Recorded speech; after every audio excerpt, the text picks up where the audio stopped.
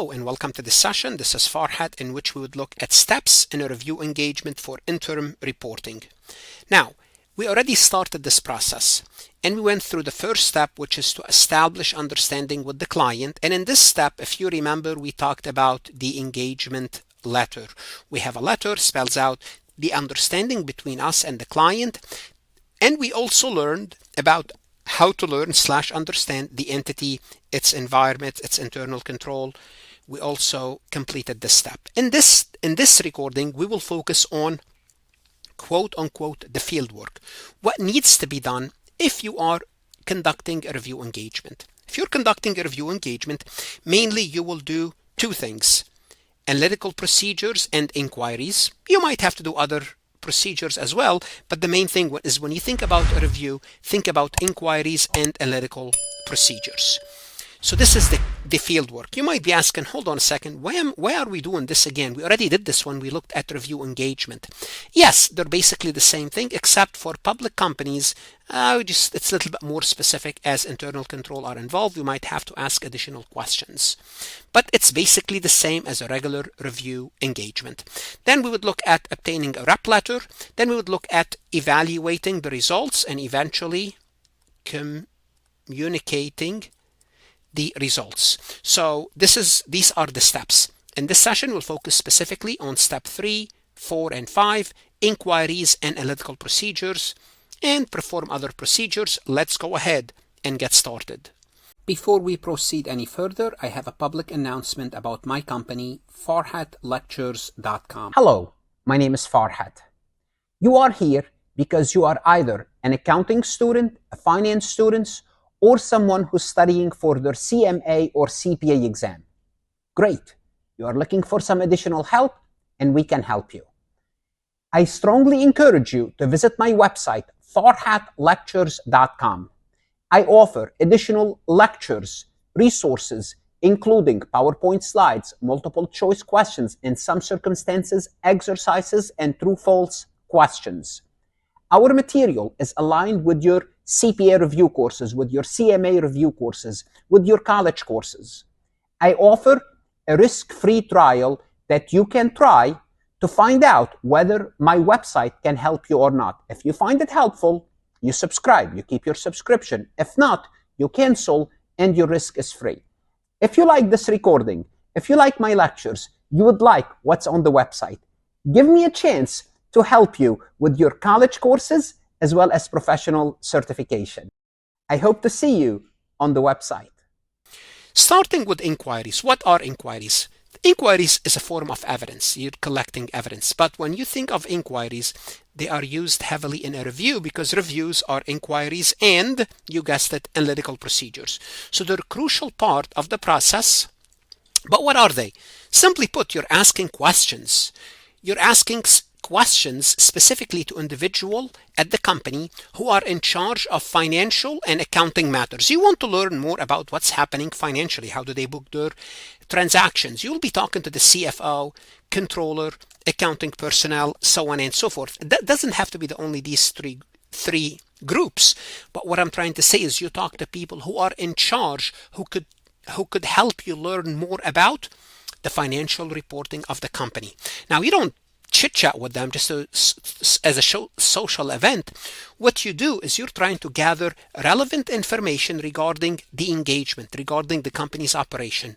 Why you are doing that? Because you want to help learn about the company and evaluate whether the financial information is presented fairly with the framework. Now, what should you ask them? Like, what type of questions you should ask them? Well, you should ask them about the financial reporting framework. Well, which one are they using? Are they following the specific framework? Like, for example, are they following the specific rules, revenue recognition? If they're using GAAP, are they following the GAAP? Just ask them, how are you recognizing revenue? Tell me. Oh yeah, this is GAAP. Yes, they're following GAAP. This helps make sure that the financial statements are consistent with the recognized accounting standard, because remember, the financial reporting framework is the measure stick. It's what we compare our work to. Are they in compliance? You would ask them about unusual or complex situation or transaction. Anything that's affecting the financial information for this period. This could include maybe new transaction that you did not see in the prior quarter, if they have any changes in accounting policies, any other event that affect the statement. You would also ask them if you see any year-end adjustment. Why?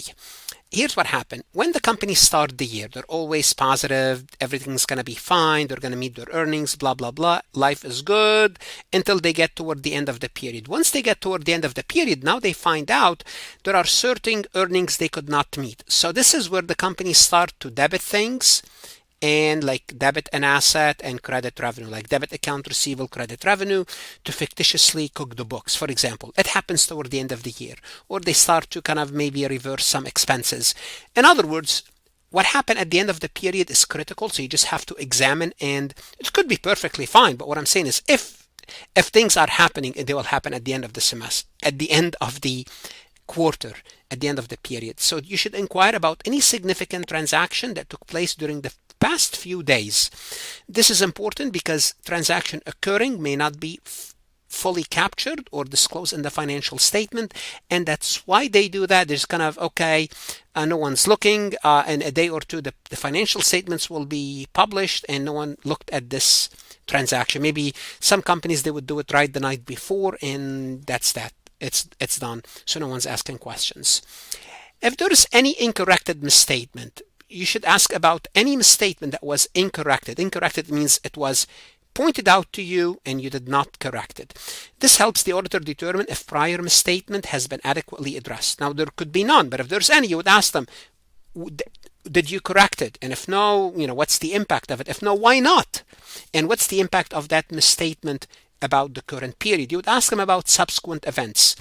Any event that occurred after the balance sheet date but before the auditor's report.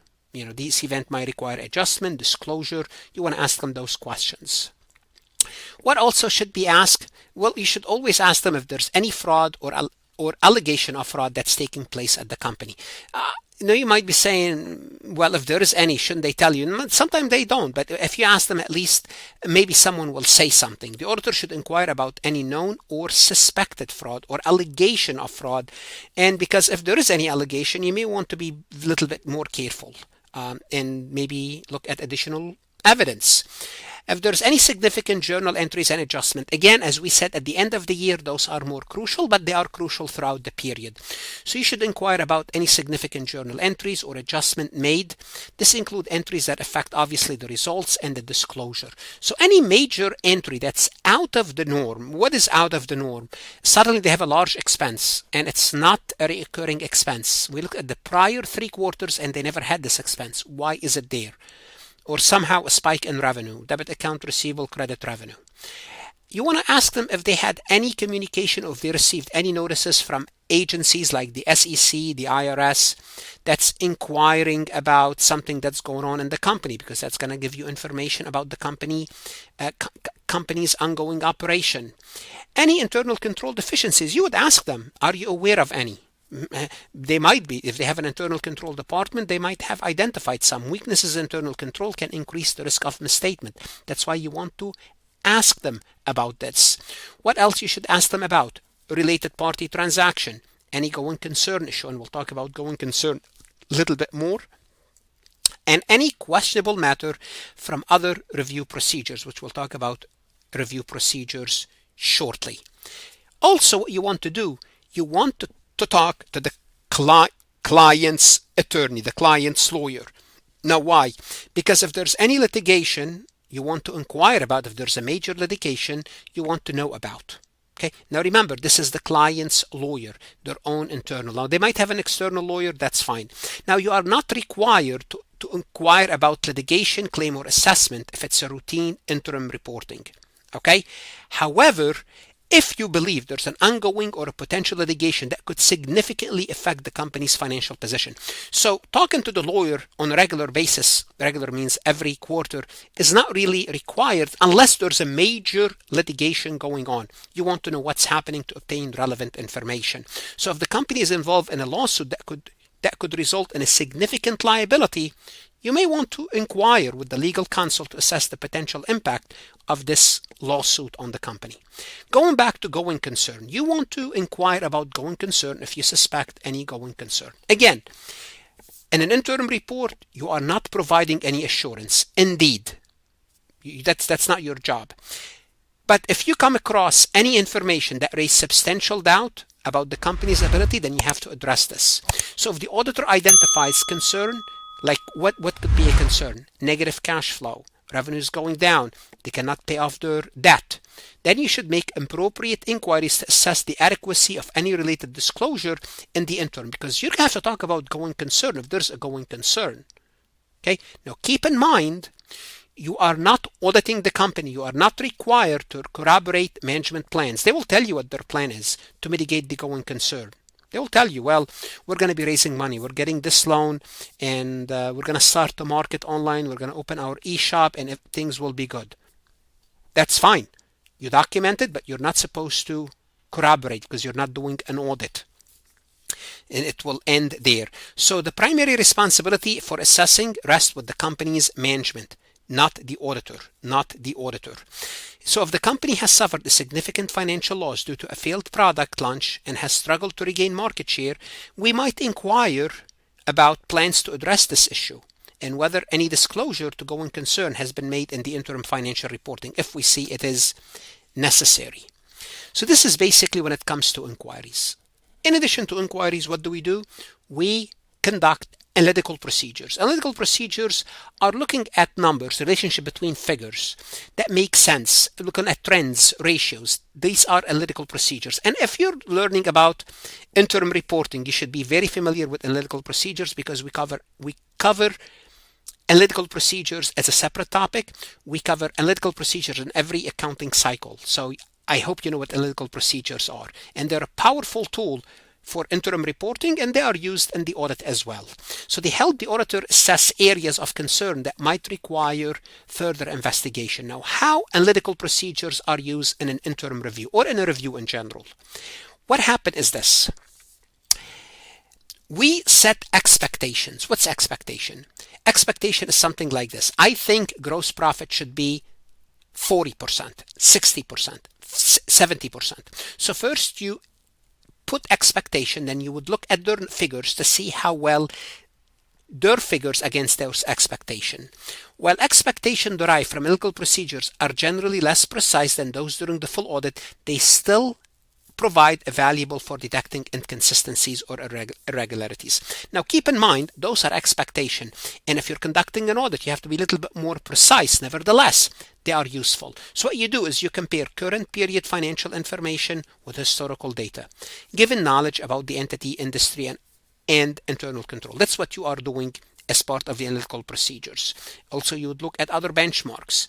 And so what you're looking to do is looking to quickly identify potential issues they might require further inquiry. So if their gross profit is off, way off from prior period or way off than the industry, you might be saying they might be misclassifying some expenses into cost of goods sold, or they're misclassifying expenses out of cost of goods sold. If the revenue is too high, they might have some issues with the revenue recognition. If the revenue is too low. So these procedures will help you focus your effort on the most significant areas to improve efficiency of the review process. Now let's go back and talk about auditor's expectations. So you set expectation and you would see the numbers. Are they meeting those expectations? So the auditor would compare the recorded amount or ratios like gross margin, operating expenses with their own expectation. Who sets the expectation? The auditor. So what we do is you set expectation. You'd say gross profit or gross margin should be 50% or 40%.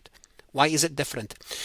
As I said, they are less precise than an audit, but they provide a useful information. The reason I have a whole slide about expectation, because what you have to understand is the auditor set expectation. So before you look at their numbers, those expectations are yours. Then you look at their numbers and you kind of bridge the gap. So significant deviation, you're looking for significant deviation, and those should be investigated further. So if the auditor expects a gross profit margin of 40% based on the company's historical data, but this period is 10%, that's a huge discrepancy. I don't think this happened in the real world, that if it happens, something is out of whack. But this is to make the point. You want to understand, you want to ask them why, what's going on? Oh, they might be really depressed, like our gross profit margin went down to 10%. We have, there's some cost increases, we cannot pass it to the client, there's a pricing issues or other factors. They will tell you, actually, if it's that low, you don't even have to ask, they will fill your ears with that, but this is what you're looking for. So historically, 40%, now it's 39, it's not a big deal. Or now it's 41, it's not a big deal. It's within the expectation. Maybe we're expecting 35 to 45. As long as it's within the range, we think it's good. As long as is it within this range, usually it's good. Or we could be only having 38 to 42, depending on the industry. For example, in retailer, even 1 or 2%, it's a huge increase in the gross profit margin. Therefore, the spread depending on the industry. Now, again, why do we have analytical procedures? Well, is to help us investigate unusual or unexpected items in the reporting. So it will help the auditor identify areas where potential material misstatement could lies. Also, it's going to help you ask questions. If you want to investigate further, it tells you which areas you need to ask about, any inconsistencies that could indicate errors or fraud. So they help you assess the overall financial health, and it's a cheap, fast way to do it at a reasonable cost.